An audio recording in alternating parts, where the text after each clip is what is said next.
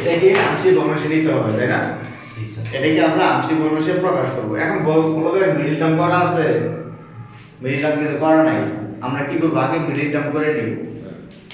উপরটাকে middle term করা যায় না, x² - 3x - 2, আর নিচেটা ভাঙানো যায়, নিচেটা ভেঙে পাওয়া যায় x। এখান থেকে x কমন নিয়েছিলাম, x কমন নেওয়ার পর x² - x - 2, তাহলে x² - 3x - 2, নিচে এটা ভাঙার পর x এর মান একটা আসছিল, কি আসছিল? x + 2, একটা হচ্ছে x + 2, একটা হচ্ছে x এর প্লাস 2 0, x - 1, x - 1 0, এই দুইটা উৎপাদক আসে। নিচেটাকে মিডল টার্ম করে এই দুইটা উৎপাদক আসে, এই দুইটা আমরা লিখে নিলাম, x + 1 আর হচ্ছে সরি x - 1, x - 1 আর হচ্ছে x + 2।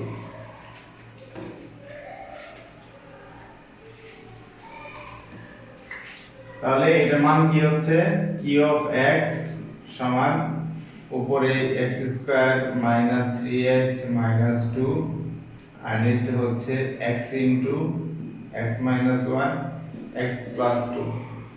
তাহলে এটাকে যদি আমরা আংশিক ভগ্নাংশে নেই, কোন সূত্র ফলো করবে? 1 2 3 4 5, কোনটা হবে? 5 নাম্বারটা। না, না, এবার 5 নাম্বার। এবার হবে উপরেরটা 1 বড়। নাম্বারটা, কারণ উপরে ছোট, দেখো x² আর নিচে x * x * x x³ নিচে বড় উপরে ছোট, আর এগুলো একই রকম হইছে, মানে এগুলো পুনরাবৃত্তি করছে এখানে। না। পুনরাবৃত্তি মানে কি, একই জিনিস হোল স্কয়ারে আসা, হোল কিউব আসাতে ভিন্ন ভিন্ন না, x একটা রকম, x - 1 আর এক রকম, x + 2 আর এক রকম। তাহলে কোন সূত্র হবে? 1 নাম্বার। এক নাম্বার সূত্র। এটা এক নাম্বার সূত্র কি? স্যার পুনরাবৃত্তিটা কেমন হইব? মানে এক এই যে ধরো x - 1 হোল স্কয়ার এরকম থাকে, ওইটা মানে এই জায়গায় স্কয়ার থাকবে, এখানে স্কয়ার থাকবে, বুঝছি। এই অথবা কিউব থাকবে, এরকম হইলে তো অ্যানসার কত, মানে পাওয়ারগুলো সেম থাকবে না। ধরো এই শুধু এখানে স্কয়ার আছে, আর কিছুই নাই, তারপরে কি x - 1 * x - 1 না, হোল স্কয়ার মানে 2 বার না, এটাই পুনরাবৃত্তি।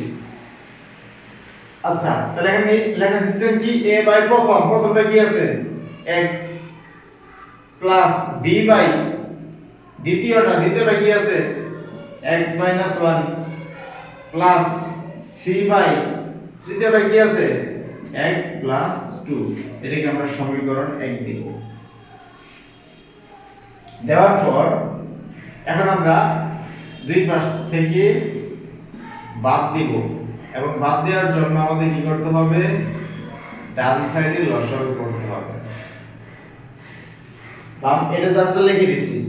এখন এই পাশের হর কি আছে এইটুকু, আর এই পাশের হর তো ভিন্ন ভিন্ন, এই জন্য এটাকে লসাগু করব। লসাগু করলে কি আসবে, এই তিনটাই আসবে, x * x - 1 x + 2, তিনটাই আসবে। তাহলে বলো এখানে x আছে আর এখানে তিনটা আছে, তাহলে এখানে নাই কি, এখানে কি নাই, এই উৎপাদক নাই আর এটা নাই, তাই না? তাহলে এই দুইটা কি করতে হবে, এই দুইটা যেহেতু x এর সঙ্গে নাই, তাহলে এই দুইটা কি করতে হবে, এর সাথে গুণ করতে হবে, x - 1 * x + 2, এটা শেষ। তারপর প্লাস, এখন b এর সাথে হিসাব করো, এখানে কি আছে, x - 1, b তাহলে এখানে নাই কি, b * এটা নাই আর এটা নাই, এটা গুণ করে দেব, b * x x + 2। এবার c তে যাই, c তে আছে কি, x + 2 আছে, তাহলে নাই কি, এটা নাই এবং এটা নাই, তাহলে প্লাস c * x x - 1। এখন দেখো দুই পাশে কিন্তু হর সেম আছে, একই রকম আছে হর, তো দুই পাশ থেকে হর বাদ দিয়ে দিলাম। একটা সমীকরণের দুই পাশে উপরে যদি একই রকম থাকে উপরে কাটা যায়, নিচে যদি একই রকম থাকে তো দুই পাশ থেকে কাটাকাটি যায়, ঠিক আছে? তো আমরা এই অংশ আর এই অংশ মানে এই হর আর হর বাদ দিয়ে দিব। বাদ দিলে কি আসে, বাদ দিলে আসে x² - 3x - 2 সমান, এখানে কি আছে, উপরে যে অংশগুলো আছে এগুলো লিখব, a * x - 1 x + 2 bx x + 2 plus C X X minus one, এটাকে আমরা সমীকরণ দিব 2। এই যে কিউব এক্স এর সমীকরণ 1 দিয়ে রাখছি, এটাকে দিব আমরা 2। এখন এই যে সমীকরণ থেকে আমাদের কি বের করতে হবে? a বের করতে হবে, b বের করতে হবে, c বের করতে হবে। কেন বের করতে হবে? কারণ আমাদের অ্যানসারটা হবে 1 নং এ গিয়ে, এখানে গিয়ে আমাদের অ্যানসারটা হয়ে যাবে। কারণ আমরা এই বড় একটা ভগ্নাংশকে 3টা ভগ্নাংশে লিখে রাখছি, কিন্তু প্রবলেমটা হচ্ছে a b এবং c এই তিনটা আমাদের নিজের মতো করে ধরে নিয়েছি, কিন্তু a b c তো প্রশ্নের ভিতরে নেই, আছে নাই, এজন্য এই তিনটা মান আমাদের বের করতে হবে। বের করে 1 নং এ বসাই দেব। ধরো a এর মান 1 আসছে, তাহলে 1/x, b এর মান 2 আসছে, তাহলে 2/x - 1, c এর মান যদি 3 আসে তাহলে হচ্ছে x + 2। এই হচ্ছে তিনটা ভগ্নাংশ। তো যে কোনো ভাবে আমাদের a b c বের করতে হবে। কোথা থেকে? এই যে সমীকরণ থেকে। এই সমীকরণ থেকে a বের করতে হবে, b বের করতে হবে, c বের করতে হবে। এখন কিভাবে বের করব? সব জায়গায় তো x আছে, সব জায়গায় x আছে, তাহলে আমাদের x এর মান বসাইতে হবে। আমাদের x এর মান বসাইতে হবে। এখন x এর মান কি কি বসাবো? তোমার ইচ্ছা যদি হয় যে কোনো সংখ্যা বসাতে পারো, ঠিক আছে?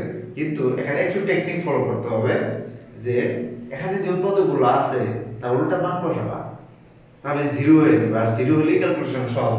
ধরো দেখেন x - 1 না, এখানে x এর মান যদি 1 বসাও তাহলে 0 হয়ে যাবে। তো 0 দ্বারা যেটা গুণ করো তাহলে এটা ক্যান্সেল। আবার এখানে কি আছে? এখানে যখন এটাও 0 হয়ে যাবে, c র ক্যান্সেল, থাকবে কি b, তাহলে তো b বের হয়ে গেল। আবার x + 2 আছে, তো +2, x এর মান তো -2 বসালেই তো এটা 0 হয়ে যাবে, এটা 0 হয়ে যাবে, তখন c বের হয়ে যাবে। তাহলে a বের হলো, c বের হলো, তখন যে কোনো একটা মান বসালে b ও বের হয়ে যাবে। ঠিক আছে? x এর মান বসানোর জন্য আমরা এই নিয়মটা একটু ফলো করব, যে এখানে যে উৎপাদকগুলো আছে তার উল্টা মান বসাবো, তাহলে হয়ে যাবে। তাহলে আমরা প্রথমে কি বসাবো? x এর মান কি বসাবো? x - 1, এটা কি 0 বানানোর জন্য x এর জায়গায় 1 বসাতে হবে, কারণ -1 আছে তাহলে +1 বসাইতে হবে না। তাহলে আমরা 2 নং এ x এর x = 1 বসাই, x এর জায়গায় 1 বসাই, তাহলে বাম পাশ ডান পাশ সব জায়গায় বসাবো। তাহলে 1 স্কয়ার -3 * 1 - 2, এবার সমান চিহ্ন দিলেই হবে, a * 1 - 1, 1 + 2 plus b * 1, 1 + 2, c * 1, 1 - 1। তাহলে এটা কত আসতেছে? 1 - 3 - 2 সমান, এই অংশটা 0 হয়ে যাবে, প্লাস এটা কত আসে? 1 * 1 + 2, 1 + 2 3 * 3 1, 3b, এটা হবে 0। তো এটা কত আসে? 1 - 3 - 2, -5 + 1 -4 সমান 3b, বা -4/3 সমান b। সুতরাং p সমান -4/3। তাহলে b এর মান পেয়ে গেলাম। জি স্যার। এখন 2 নং এ x সমান কত বসাবো? -2, কারণ এখানে +2 আছে, +2 আছে, -2 বসাবো।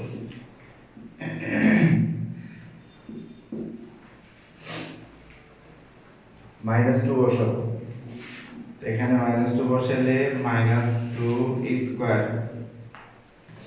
-3 * -2 সমান a * -2 - 1 -2 + 2, b * -2 - 2 + 2 plus c * -2 - 2 - 1, শুধু মানটা বসায় রাখলাম। তাহলে এটা কত আসে? -2 স্কয়ার মানে হচ্ছে +4, এটা আসে 4, মাইনাস গুণ করলে এখানে একটা মান লিখি নাই, -2 আছে, এই যে -2 এটা লিখি নাই, তাহলে মাইনাস আছে প্লাস 3 দুগুণে 6 আর এখানে আছে -2 সমান -2 -1 -3 ইনটু a ও সরি এটা তো 0 হয়ে যায় এই যে -2 প্লাস এটা 0 হয়ে যায় তাহলে এটা 0 পরেরটা 0 হয়ে যায় -2 প্লাস 2 0 তাহলে সম্পূর্ণ 0 হবে 0 এটা আসে c ইনটু -2 -3 4 যোগ 6 10 -2 8 সমান 0 0 বাদ মাইনাস মাইনাস গুণ করলে প্লাস হয়ে যায় তাহলে প্লাস চিহ্ন দিতে হবে না 2 গুণ 3 3 গুণ 6 6 এর সাথে c গুণ এবার ভাগ করে দেই 8 divided 6 equal c 4/3 তাহলে 4/3 সুতরাং c equal 4/, আচ্ছা তার প্রথম আমরা একটাকে 0 বানানোর জন্য এক জায়গায় 1 বসাইছি পরের বার আবার এক জায়গায় -2 বসাইছি যার জন্য আমাদের মান বের হইছে b বের হইছে আর c বের হইছে এখন আমাদের a বের করতে হবে তো a বের করার জন্য এখন x এর মান কি বসাবো তোমরা মনে রাখবে x যদি গুণাকারে থাকে তখন এক জায়গায় 0 বসাবা এই c গুণাকার আছে 0 বসালেই তো 0 হয়ে যাবে মানে b * 0 যাই গুণ করে 0 হয়ে যাবে এখন যদি c x এর আগে 0 বসাও c * 0 তাহলে পুরোটা 0 হয়ে যাবে তাহলে x গুণাকারে থাকে তখন আমরা কি করব x এর জায়গায় 0 বসাবো তাহলে x = 0 বসাই 0 বসালে এখানে কি হবে 0 স্কয়ার মানে 0 -3 * x তাহলে এটাও 0 হবে আর এখানে -2 এরপর এখানে মান বসাই সমান a * 0 - 1 পরেরটা কি 0 + 2 এখানে যদি 0 বসাই তাহলে এটা সম্পূর্ণ এটা 0 হবে +0 এখানে 0 বসালে 0 হয়ে যাবে +0 তাহলে এখানে আসে -2 সমান 0 - 1 তার মানে হচ্ছে -1 এখানে 0 + 2 তাহলে শুধু 2 বা -2 সমান কোন করলে -2 * 1 2 সাথে হচ্ছে a ভাগ করে দিলে -2 ডিভাইডেড -2 সমান a তাহলে a এর মান পাচ্ছি 1 আমাদের a b c তিনটাই বের করা শেষ আচ্ছা তাহলে যেহেতু তিনটা মান বের করা শেষ লিখব এখন a b c এর মান এক নঙ্গে বসাই এক নং সমীকরণটা ছিল এটা তাহলে a এর জায়গায় মান বসাই দেব a b এর জায়গায় b বসাবো c এর জায়গায় c বসাবো তাহলে a উঠায় a এর মান কত পাইলাম এখানে 1 তাহলে এখানে লিখব 1 b এর মান কত পাইছি -4/3 c এর মান কত 4/3 এটাই হচ্ছে আমাদের আংশিক ভগ্নাংশ তবে আরেকটা কাজ করতে পারি এটা যেহেতু একটা ভগ্নাংশ হয়ে আছে নিচে দিয়ে দিব তাহলে কোষ ইকুইভ্যালেন্ট 1/x এটা প্লাস মাইনাসে মাইনাস করে দেই এই 3 নিচে চলে যাবে তার মানে 4/3 ইনটু x - 1 প্লাস এই 3 নিচে চলে যাবে তাহলে 4/3 ইনটু x + 2 এই হচ্ছে আংশিক ভগ্নাংশের অ্যানসার এটা থেকে আংশিক ভগ্নাংশ আসলে তিনটা পাওয়া যায়